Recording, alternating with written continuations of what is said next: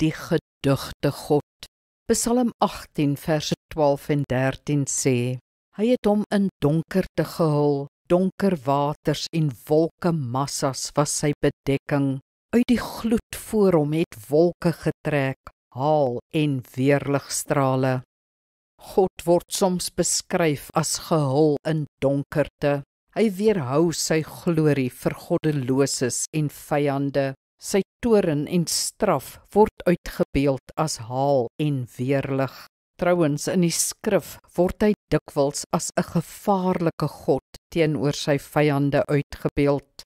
Hy is die gedigte God, wat in Engels vertaal word met fearsome God of awesome God.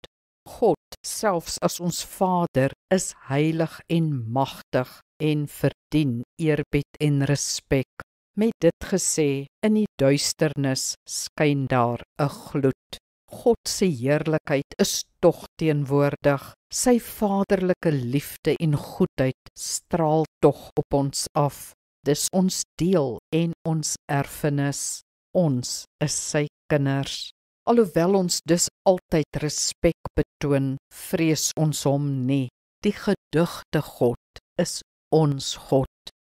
Kom ons bid saam. Grote en gedigte God, U is heilig en magtig, maar ook liefdevol en barmhartig.